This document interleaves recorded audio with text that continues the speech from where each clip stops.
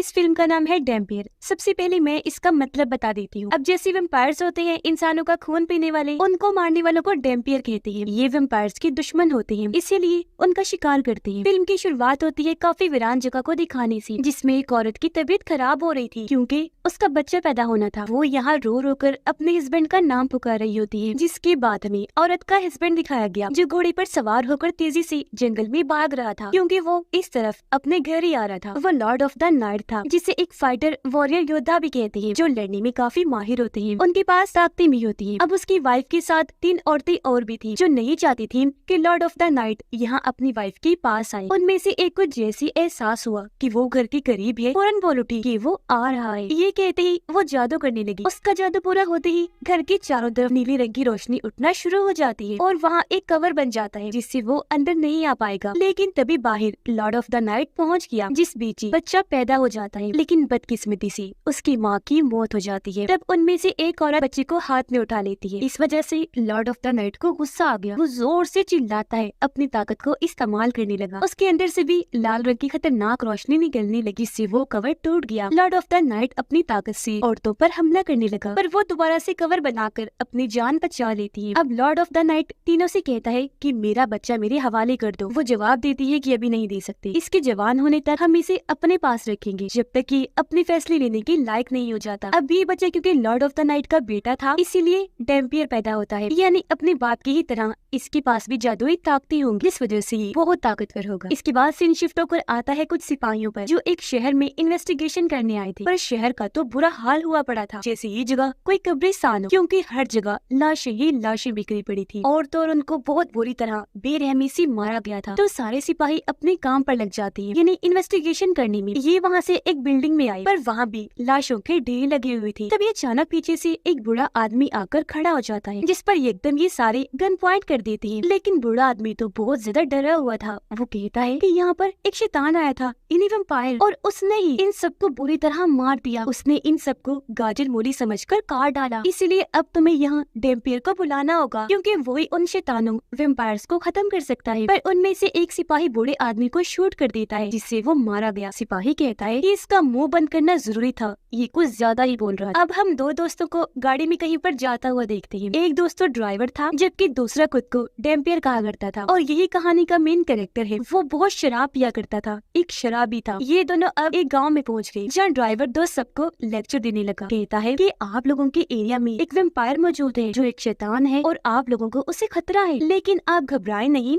मैं अपने साथ एक ऐसे आदमी को लाया हूँ जो वैम्पायर्स का दुश्मन है, और उसका नाम डैम्पियर है। वो वैम्पायर से लड़कर आप सब लोगों को बचा देगा। लेकिन डैम्पियर तो साइड में खड़ा होकर एक के बाद एक शराब की बोतल खत्म कर रहा था। दरअसल ये लोगों को झूठ मूठ डैम्पियर का कहकर उन्हें पागल बना रहे थे, उनसे पैसे बटोरने के लिए। हकीकत में वो लड़का कोई डैम्पियर नहीं था, ये लोगों के साथ फ्रॉड कर रहे थे। अब डैम्पियर एक दरवाजे के पास जाकर अजीबोगरीब उल्टे सीधे एक्शन करने लगता है। फिर उन्हें बड़े यकीन से कहने लगा कि वो वैम्पायर मर चुका है, आप लोगों को अब से कोई खतरा नहीं, सब लोग आजाद हैं। उधर वो सिपाही जब शहर में थी तो आधे अंदर मौजूद थे, जबकि 2 बाहर पहरा दे रहे थे। अब बाहर वालों को एक लड़की की आवाज सुनाई दी, जो मदद के लिए पुकार रही थी। इनकी तरफ भी आने लगती है। अब एक सिपाही जैसे उसके करीब गया, पता चलता है कि वो कोई आम लड़की नहीं बल्कि वैम्पायर है, जो इन्हें देखते ही अपने लंबे लंबे नाखून बाहर निकालकर एक का गला काट देती है। उसकी आवाज सुनकर बाकी सिपाही भी बाहर आ गए और वैम्पायर लड़की पर शूट करने लगते हैं। उसके साथ दूसरा वैम्पायर भी था, जो दोनों बहुत खतरनाक थे। हालांकि सिपाही इतने सारे थे, इन पर गोलियों की बारिश की जा रही थी, लेकिन सिर्फ ये 2 वैम्पायर से किसी के भी काबू आ ही नहीं रहे थे, और 4-5 सिपाहियों को मार गिराते हैं, उनका खून पी जाते हैं। अब जब वो गई तो हेड अपने कमांडर को कहता है कि इन वैम्पायर्स का खात्मा करने के लिए हमें डैम्पियर को बुलाना होगा। मैं एक डैम्पियर को जानता भी हूँ। ये सुन कमांडर कहता है, तुम क्या पागल हो गई हो, कैसी फजूल बकवास कर रहे हो, कोई डैम्पियर शैम्पियर नहीं होता। हेड कहता है, सर होता है, आपने देखा नहीं कि हमने अंधाधुंध गोलियां उन पर चलाई, लेकिन उन पर कोई असर नहीं हुआ, तो आप फिर हमें कैसे बचा पाओगे? मेरी मानो तो उस डैम्पियर को बुला ही लो, मैं उसे अच्छे से जानता हूँ। जिस पर कमांडर मान गया। इसीलिए कुछ सिपाहियों को उस नकली डैम्पियर के पास भेजता है, उस शराबी के पास, जो इस एक लड़की की लाश को दफन कर रही थी। सिपाही यहाँ आकर डैम्पियर और उसकी दोस्त को पकड़ लेती है और ले आती है कमांडर के पास। कमांडर डैम्पियर से कहता है कि मैं तो नहीं जानता कि तुम कौन हो, पर इतना बता दो कि वैम्पायर्स कैसे मरते हैं। ये सुन डैम्पियर फौरन बोला, अरे पागल कैसी बातें कर रहे हो, ये वैम्पायर्स वगैरह कुछ नहीं होते, मैं तो बस ऐसी मनगढ़ंत बात बनाकर लोगों को पागल बनाता हूँ उनसे पैसे लेने के लिए। जिस पर हेड कहते हैं नहीं सर,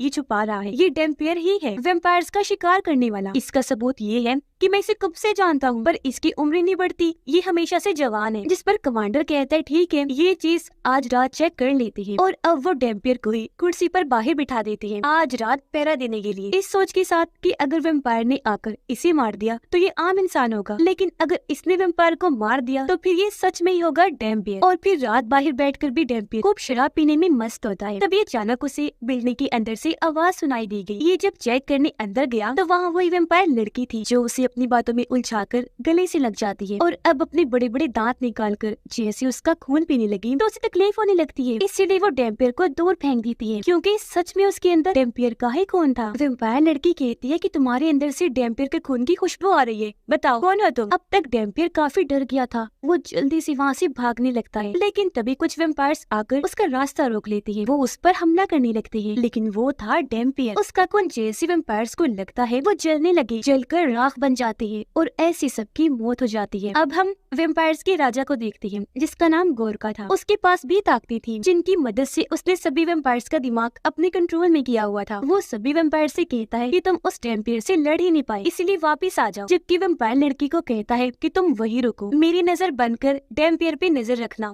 और वहाँ पर ही रहना। गोरका ने क्योंकि इनका दिमाग कंट्रोल किया हुआ था, इसीलिए वो अपने ठिकाने पर रहकर ही इन लोगों के जरिए वहाँ सब कुछ देख सकता था। यही वजह है कि वेम्पायर्स लड़की को डेम्पियर के पास ही छोड़ देता है। अगली सुबह कमांडर अपने साथियों के साथ बाहर आया ये देखने की आखिर कल रात क्या हुआ होगा। उसे यहाँ वेम्पायर्स की जली हुई लाशें मिलती है, इसलिए वो सीधा डेम्पियर के पास गया। पूछता है कि आखिर तुमने इन सबको कैसे मारा। डेम्पियर जवाब देता है कि इन सब की एक वेम्पायर साथी अंदर भी मौजूद है जो मेरी दोस्त बन चुकी है। इसीलिए अब कमांडर अपनी टीम के साथ बिल्डिंग के अंदर जाने के लिए निकल पड़ता है। उसकी टीम काफी डरी हुई थी, कमांडर को कहती है कि हमें अंदर नहीं जाना चाहिए, चलो वापस चलती है। इन वेम्पायर्स शैतानों से कौन लड़े, पर कमांडर उनकी एक नहीं सुनता, बिल्डिंग के अंदर चला जाता है। पर यहाँ उसकी टीम गद्दारे पर उतर आती है। वेम्पायर लड़की को देखकर वो बहुत डर गई। अपने कमांडर को कहती है कि तुम्हें यहाँ आने का बहुत शौक था ना, इसीलिए अब तुम यही इस वेम्पायर के साथ रहोगे, तुम्हारे साथ डेम्पियर और उसका दोस्त भी होगा, हम यहाँ से जा रहे हैं। जो कहकर उन्होंने इन लोगों को यहाँ पर बंद कर दिया और यहाँ से जाने लगे। डेम्पियर अपने ड्राइवर साथी को कहता है कि देखो यहाँ पर बहुत खतरा है, इसलिए तुम भी उन सिपाहियों के साथ चले जाओ। पर उसके दोस्त ने साफ साफ मना कर दिया, ये कहकर कि मैं तुम्हारे साथ यही रहूंगा। लेकिन डेम्पियर ने जैसे तैसे उसे मनाकर सिपाहियों के साथ भेज ही दिया। जिसके बाद डेम्पियर उस लड़की से बात करने लगा जो अपना नाम अलेक्सा बताती है और कहती है कि मैं गोरका के लिए काम करती, वो मेरे दिमाग को भी कंट्रोल कर सकता है, पर मैं उससे बिल्कुल खुश नहीं, उसके साथ काम करना नहीं चाहती, बल्कि उसकी जान लेना चाहती हूँ क्योंकि वो मुझसे गलत काम करवाता है जो मैं नहीं करना चाहती। डेम्पियर उससे पूछता है कि तुम मेरे बारे में क्या जानती हो, जिस पर वो कहती है कि तुम लॉर्ड ऑफ द नाइट के बेटे हो। लॉर्ड ऑफ द नाइट जिससे भी शादी करता है उससे तुम जैसे लोग डेम्पियर पैदा होते हैं। जिससे यहाँ हम समझ गए कि शुरुआत में जो डेम्पियर बच्चा पैदा हुआ था वो और कोई नहीं बल्कि यही था। आगे वो कहती है कि तुम डेम्पियर भी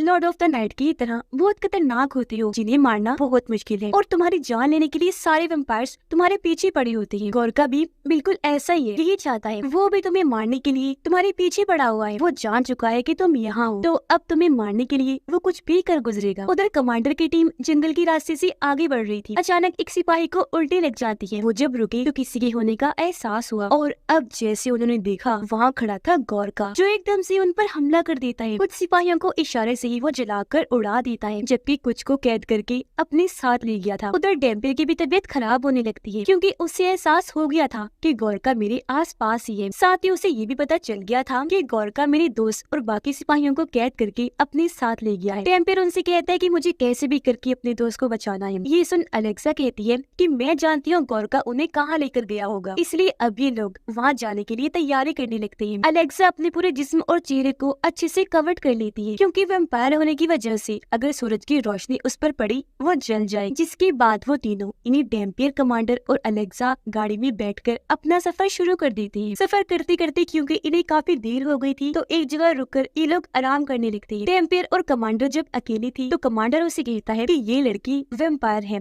इसलिए मुझे तो इस पर यकीन ही नहीं। उनकी ये साथ ही अलेक्सा सुन लेती है। हालांकि वो काफी दूर थी, लेकिन ये उसकी ताकत थी, चाहे कोई कितना भी दूर से उसके बारे में बात करता वो सुन सकती थी। इसीलिए वो कमांडर को कहती है कि अगर मैंने तुम्हें कोई नुकसान पहुंचाना होता या मारना होता तो मैं तुम्हें 10 बार मार चुकी होती, समझे? इसीलिए आराम से रहो। टेम्पियर साइड में जाकर अपने जख्मों को देखने लगता है जो अपने आप ही भरने लगते हैं। ये देख उसके पास अलेक्सा बताती है कि ये देखकर तुम्हें अजीब लग रहा होगा, है ना? लेकिन अब से तुम्हारे साथ यही होने वाला है। हमेशा चोट लगने पर तुम्हारे जख्म ऐसे ही खुद ब खुद बढ़ जाया करेंगे। उधर गोरका ने कमांडर के सभी सिपाहियों को अपने पास कैद कर लिया था, जंजीरों से बांधकर। गोरका का साथी वहाँ कुछ सिपाहियों को पकड़ के लाता है, जिन्हें गोरका अपना खून निकाल कर पिला देता है, ये कहते हुए कि आज से तुम भी मेरे सर्वेंट बन चुके हो। यानी उसने इनको भी वेम्पायर बना दिया था। उधर वो तीनों जब आगे बढ़ रहे थे तो कमांडर कहता है कि जब हम उस शहर में दाखिल होंगे तो तब वेम्पायर्स और गोरका का खात्मा कैसे करेंगे, क्योंकि इन गोलियों से तो उनका कुछ नहीं होगा। जिस पर डेम्पियर कहता है कोई मसला नहीं, उनसे निपटने के लिए मेरे पास एक हल है। वो सारी गोलियों को टेबल पर रखता है, फिर चाकू से अपना हाथ काट कर खून निकालता है और उन गोलियों पर डालने लगा। कहता है कि अब ठीक है, मेरे खून की गोलियां खाते ही सभी वेम्पायर जलकर मारे जाएंगे। तभी अलेक्सा कहती है मुझे भी गन चाहिए, लेकिन कमांडर ये सुनकर उससे बदतमीजी करने लगता है, जिस पर अलेक्सा को गुस्सा आ गया। यहाँ वो उसे अपनी ताकत दिखाती है, गले से पकड़कर दीवार के साथ लगाकर ऊपर कर देती है। फिर कहने लगी कि मैंने तुम्हें पहले भी कहा, मैं अगर तुम्हें मारना चाहती तो 10 नहीं 70 बार मार चुकी होती, आई समझ? इसीलिए अब ज्यादा बनने की जरूरत नहीं है,